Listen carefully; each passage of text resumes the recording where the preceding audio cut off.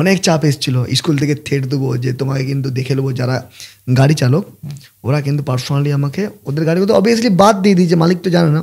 তো স্কুলের রেপুটেশন খারাপের জন্য মালিক আমাকে বলেছিল, মানে ভালো বলেছিল ভালোভাবে, আমি শুনিনি। তারপরে আমাকে থ্রেটও দিয়েছিল যে তোমার ব্যবস্থা করে দেবো।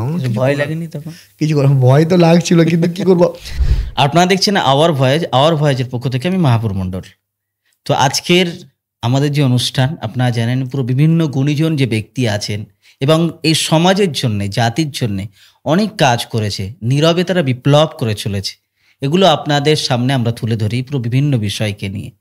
আজ আমরা যাকে নিয়ে এসেছি স্টুডিওতে, খুবই একজন যুবক এবং এই সমাজের জন্যে বা অসহায় পুরো মানুষদের জন্যে এক কথায় বলতে গেলে যে মানবতার ফেরিওয়ালা। অবশ্যই তার মুখ থেকে শুনবো যে এই গল্প বা এই কাহিনী কিসের জন্য তিনি এখানে এসেছেন এবং এই কাজে কেন নিজেকে নিয়োজিত করেছে, এই বিস্তারিত আমরা আলাপ আলোচনা করব। প্রথমত আওয়ার ভয়েজে তোমাকে অবশ্যই আমরা স্বাগতম জানাই।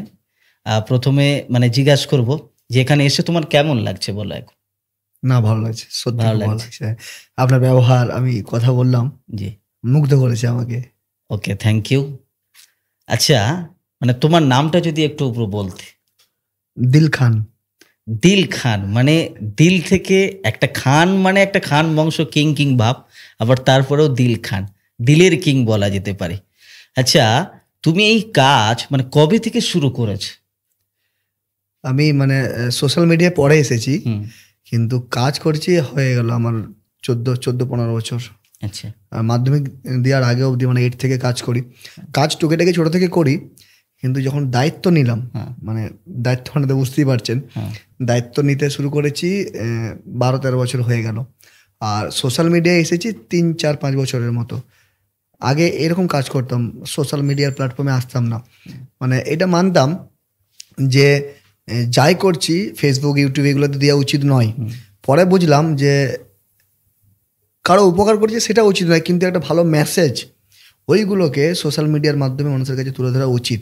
কারণ একটা ভিডিও যদি 1 লক্ষ মানুষ দেখে, তাহলে তার মধ্যে থেকে 10,000 মানুষ তো শিখবে কিছু, অবশ্যই। সেটা ভেবে এই 4-5 বছর হলো সোশ্যাল মিডিয়াতে আসা। আচ্ছা, মানে তুমি একটা ভালো মেসেজ দিতে চাও, মানে যেখানে এক টাকার জন্য অনেক এমন মানুষ আছে যে তার মনুষ্যত্বটাই হারিয়ে ফেলে, সেই জায়গায় দাঁড়িয়ে একটা ভালো মেসেজ তুমি দিতে চাইছো। তো প্রথমত একটা কথা বলবো যে কোন বিষয় থেকে এবং কোন ভাবনা থেকে এই কাজেকে তোমাকে মানে এই কাজের দিকে নিয়ে আসতে পেরেছো? কোন টানে, কিসের টানে? আমি এরকম কাজ করতাম, কিন্তু আমার সাথে একটা মানে অ্যাক্সিডেন্ট ঘটে। অ্যাক্সিডেন্ট বলবো না, উপরবেলা যা করে ভালোই করে। 4 বছর আগে আমি আমার কোনো একটা কাজে আমি আসছিলাম, আমার বিষ্ণুপুরেই বাড়ি। আচ্ছা, আমার বাঁকুড়া জেলা বিষ্ণুপুরে বাড়ি। আমি বিষ্ণুপুরে জন্মগ্রহণ করেছি, আমি এটাতে গর্বিত খুব যে আমি এমন একটা শহরে জন্মগ্রহণ করেছি, বিষ্ণুপুর। তো বিষ্ণুপুর শহরে আমি বাইক নিয়ে এক জায়গায় যাচ্ছিলাম, তো একটা বৃদ্ধ মা আমাকে বলে যে বাবা একবার আমাকে হসপিটালে দিয়ে আসবি। কী হয়েছে বলে, চোখের আমার তো অসুবিধা, আমি দেখতে পাচ্ছি না, তো চোখের ডাক্তার দেখাবো মঙ্গলবার। আমি নিয়ে গেলাম, তো হসপিটালের বাইরে আমি ছেড়ে দিয়ে আমি মনে করলাম যে বেরিয়ে যাব। তারপর দেখলাম যে বৃদ্ধ মা, আমি যেহেতু এতটা নিয়ে আসলাম, তাহলে মনে হয় যে একটু আরও ভিতরে পৌঁছে দিই। তো ভিতরে ওনাকে নিয়ে গেলাম যে মা চলেন আপনাকে আমি ভিতরে দিয়ে আসি। তো দেখলাম যে সরকারি হসপিটালে 200 জন মানুষ লাইন দিয়ে দাঁড়িয়ে আছে ডাক্তার দেখানোর জন্য, এবং বিভিন্ন জায়গা থেকে সরকারি হসপিটাল মানে বুঝতে পারছেন তো, মানে ফ্রিতে অনেক জায়গা থেকে অসহায় মানুষ আসে। তো 50 কিলোমিটার 60 কিলোমিটার দূর থেকে, জঙ্গল থেকে মানুষ এসে লাইন দিয়ে আছে চোখের ডাক্তার দেখার জন্য। আমি ডাক্তারবাবুর নাম বলছি না, তো একজন ডাক্তারবাবু ওখানে ছিলেন। তো আমি গিয়ে দেখলাম যে টেবিলে ডাক্তারবাবু নেই, যার আজকে ডিউটি ছিল।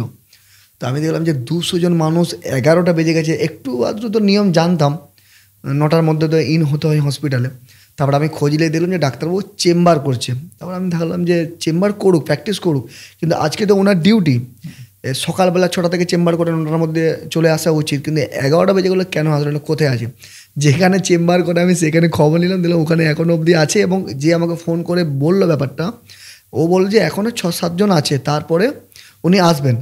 আর আমি ভাবলাম যে মাকে তো ডাক্তার দেখিয়ে যাও আমি ভেবেছিলাম, কিন্তু ওখান থেকে ওনার আসতে যদি এখনও 7 জন দেখে আসে, মানে 1 ঘন্টা এখন লাগবে।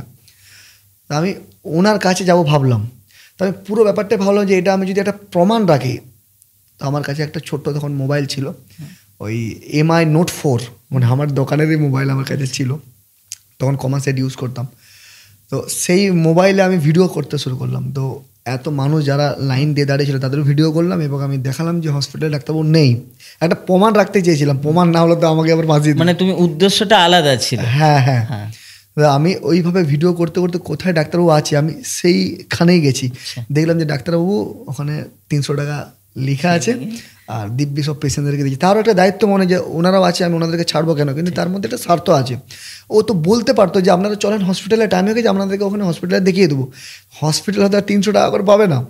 তো আমি একদম সরাসরি, আমার যেটা উচিত নয়, কাউকে না বলে বা কারো পারমিশন না নিয়ে আমি কিন্তু কোথাও ভিডিও করতে পারি না, এবং আমি নয় কেউ পারে না।